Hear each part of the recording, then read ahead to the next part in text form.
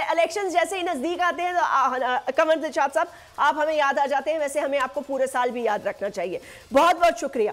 अब ये जो नई कंट्रोवर्सी आ रही है, मुझे ये बताइए कि क्या इलेक्शन कमीशन के पास ये मजाज या अथॉरिटी है कि वो मुल्क के सदर के खत के जवाब में मिलने से इनकार कर रहे हैं, डेट पर मशावरत से इनकार कर रहे हैं? तो ये कौन सी आईनी ताकत उनको ये कहती है कि वो पाकिस्तान के सुप्रीम कमांडर की बात ही ना माने? नहीं, ठीक है, वो पाकिस्तान के जो सुप्रीम कमांडर हैं वो उसका फील्ड मुख्तलिफ है। यहाँ है आईनी और कानूनी लिहाज से हम ये बात करेंगे जी कि आइन के ठीक है कि आर्टिकल 48 में जिक्र है कि प्रेसिडेंट ऑफ पाकिस्तान तारीख देने की मिजाज है, बिल्कुल। लेकिन आप हैरान होंगी तो वो कौमी असम्बली के इंतखाब की तारीख दे सकते हैं, चारों सूबाई असम्बलियों की तौरी तारीख दे सकते हैं। उसके लिए पार्लियामेंट्री एक्ट बना और सेक्शन 57 में तरमीम कर दी गई और तमाम इख्तियारात इलेक्शन कमीशन ऑफ पाकिस्तान के हवाले कर दिए गए कि आप पाकिस्तान में एक दिन का इंतखाबात करवाएं और इलेक्शन की कमांड जो है वो इलेक्शन कमीशन ऑफ पाकिस्तान के हवाले कर दी गई। तो इलेक्शन कमीशन पाकिस्तान ने एक ही दिन में इंतखाबात करवाना है, चारों सूबों में भी और सूबाई कौमी असम्बली में भी। अब प्रेसिडेंट के पास तो इख्तियार सिर्फ कौमी असम्बली का ही है ना, इसलिए उस लिहाज से तरमीम करनी लाजमी थी। अगर वो तरमीम ना होती तो बहाम पैदा हो जाता और प्रेसिडेंट तारीख देते और इलेक्शन कमीशन 2 दहाई पे खड़ा हो जाता। अब इलेक्शन कमीशन पाकिस्तान ने इनकार किया, माजरत की कि हम आपसे मशावरत नहीं करेंगे, सिर्फ आइन और कानून को जिक्र नहीं है कि आपसे मशावरत की जाए।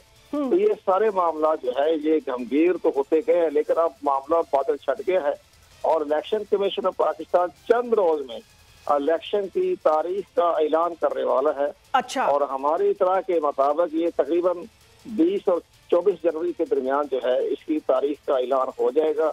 इलेक्शन कमीशन चारों सूबाई हुकूमत, वज़राए आला और गवर्नर से मशावरत कर रहा है ताकि एक ही दिन एक ही तारीख में इंतखाबात हो जाए। अगर उस सूबाई गवर्नमेंट ने ये कहा आप इसको एक्सटेंड कर दें तो कोई हर्ज नहीं, अगर 24 को नहीं हो तो 28 को हो जाएगा। लेकिन कंवर दिलशाद साहब ये बताइए कि हल्का बंदियों के बाद उनका इलेक्शन कमीशन को जो वक्त मिलेगा उसमें वो तमाम वोटर लिस्ट ये वो सब कुछ मामला तैयारी मुकम्मल हो जाएगी ना? उसके बाद कोई और नया मसला तो नहीं खड़ा हो जाएगा?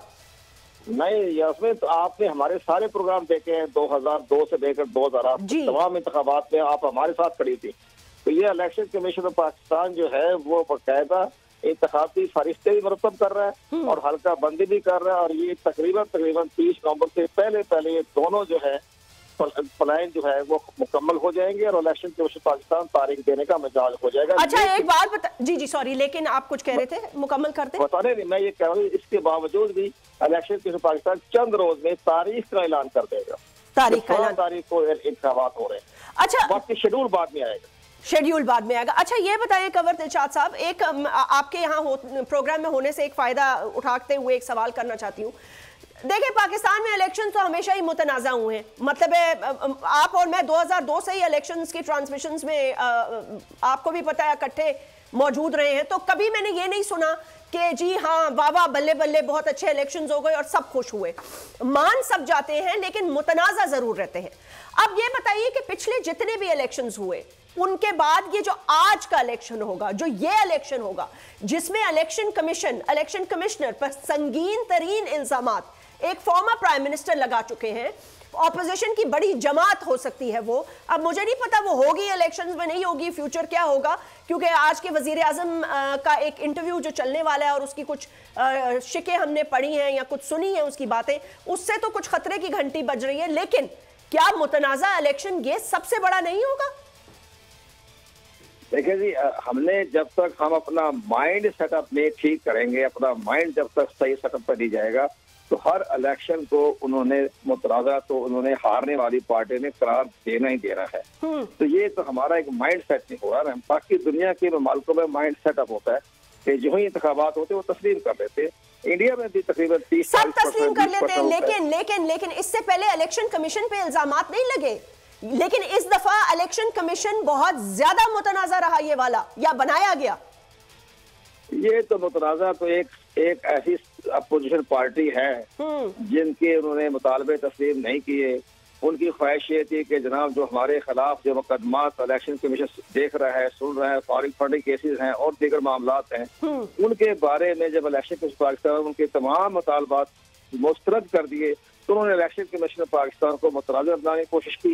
इलेक्शन कमीशन ने उनके खिलाफ कंटेम्प्ट का जारी कर दिया। वो कंटेम्प्ट रोक रहेंगे, 3-4 दिन में केस जो है वो समाप्त हो रही है कंटेम्प्ट की। तो ये तो हालात है, सियासी पार्टियों का अपना मिजाज होता है। इलेक्शन कमीशन पाकिस्तान की इसकी सेहत पर कोई असर नहीं पड़ेगा। बहुत बहुत शुक्रिया। कंवर दिलशाद साहब से गुफ्तगू कर रहे थे, उन्होंने हमें एक ब्रेकिंग न्यूज दी। उन्होंने कहा कि वो इलेक्शन कमीशन तमाम पॉलिटिकल पार्टी से, तमाम गवर्नर से मुशावरत करके, और हम तो 28 जनवरी कह रहे थे लेकिन उन्होंने 24 जनवरी यानी 24 और 28 के दरमियान प्रॉबेबली असेंबली के चारों सूबों और नेशनल असेंबली के इलेक्शंस अनाउंस हो जाएंगे। तो फिर भाई भरपूर तैयारियां मेरे ख्याल से पॉलिटिकल पार्टीज को शुरू कर देनी चाहिए। अगर ये वीडियो आपको पसंद आई है तो इस चैनल को सब्सक्राइब करें और बेल आइकन को क्लिक करें। सब्सक्राइब करें और बेल दबाएं ताकि कोई खबर रह न जाए।